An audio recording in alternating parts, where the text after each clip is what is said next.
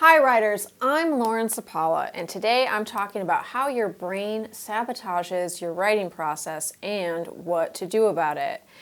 So first, before I get into this video, I just want to say thank you so much for all the messages and emails I've gotten from you guys about the new class I'm launching, Healing the Writer Within. This video is the second video in the series where I'm talking about some of the subjects and topics we're going to be diving into in that class to give you a feel for what we're going to be learning about, the strategies we're going to be employing to heal our writer's block. So a lot of you emailed me and said, this is coming at the perfect time for me, this stuff has been coming up for months, and I really need a community and a group to work with it, and this is really in right timing.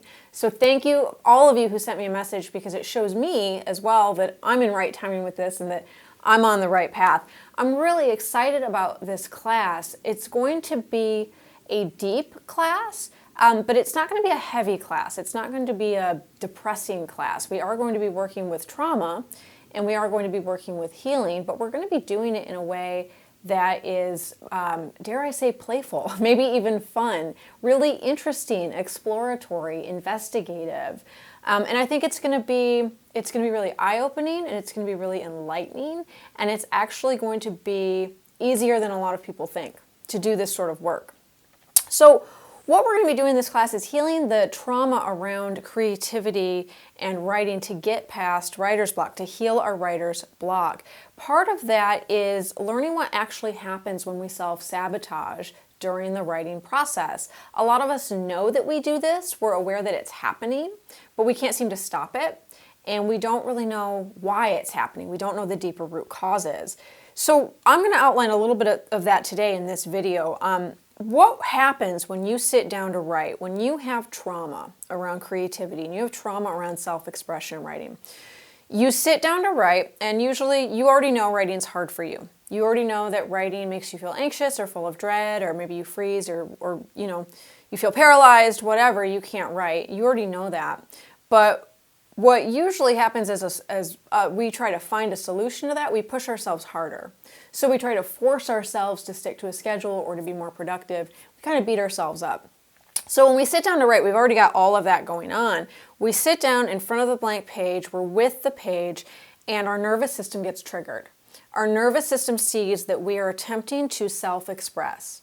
We are attempting to connect with our creativity and to use our voice to speak our truth, or to talk about our real feelings, or about an experience we might have had, or even when we're doing fictional work, right? We are trying to be creative in some way with this page, and our nervous system gets triggered. Our nervous system doesn't like that because there's that trauma around creativity. There's that trauma around self-expression buried deep, deep within.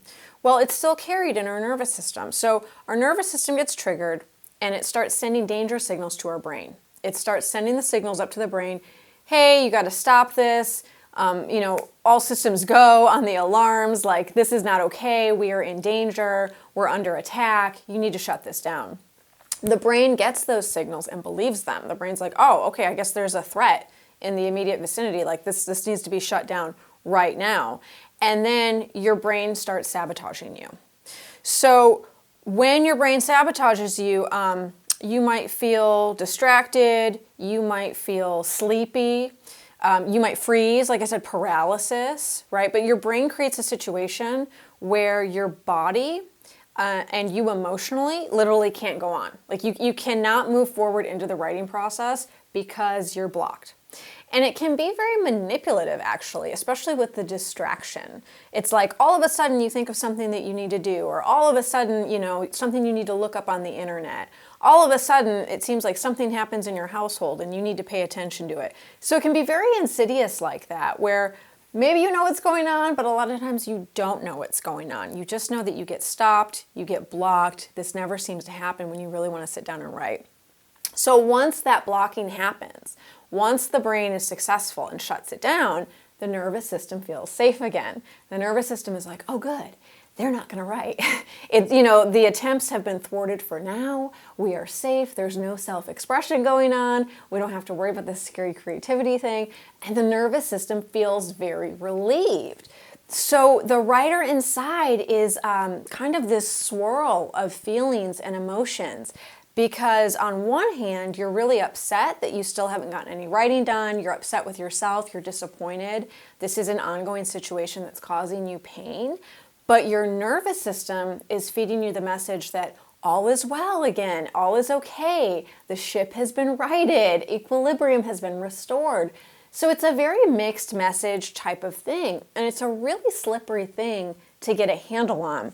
And in my opinion, it's impossible to get a handle on it all by yourself, which is why I always recommend working in a group or working with a coach or working with a trusted mentor, but somebody from the outside who can offer emotional support and say, hey, this is what's going on. You're not alone. Here's the blind spot you're not seeing. That's what we're going to be doing in this class, Healing the Writer Within. So the next question I always get is, well, if that's what's going on with my nervous system, like how do I make my nervous system stop doing that? Because it's causing a lot of problems. That's what I'm going to be talking about in my next video, the third and last video in this series, is how we work with our nervous system to repair the relationship we have with it and to repair the trust that our nervous system has in us, so our nervous system can feel safe enough for us to move forward with our writing. Okay, so if you have any questions about any of this, please feel free to drop a comment in the comments box below. If you're getting this in your email, you can hit reply to the email. You can message me on social media. There's a contact form on my website. You can email me, writecitysf@gmail.com. I'm in a bunch of places. Even if you don't think the class is a fit for you or it's not the right time, but you just have questions about this stuff, please feel free to send me questions. I love answering questions, and the questions really show me what's coming up for people for healing right now. It shows me where the sore spots are, where the tender spots are, and the sort of tangled issues that everyone's working through. So every question is valuable. I welcome all of them. If you're watching this on YouTube as well, please subscribe to my channel. I do lots of videos like this, talking about healing, talking about trauma, self-expression, creativity, writing for intuitive people, intuitive writing, intuitive writers, all that good stuff.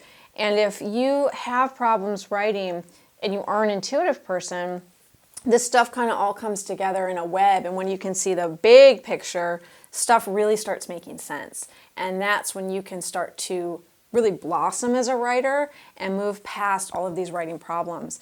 Also, please subscribe to my newsletter. You can find that link in the comments below as well. That's where I'm going to be sending out all the announcements and updates about this new class, Healing the Writer Within. We start March 7th. So if you think you want in and you have questions, please get a hold of me and we'll get those answered. I will see you guys for the next video in the series, video 3, how to write without triggering your writer's block. Until then, have a great time writing.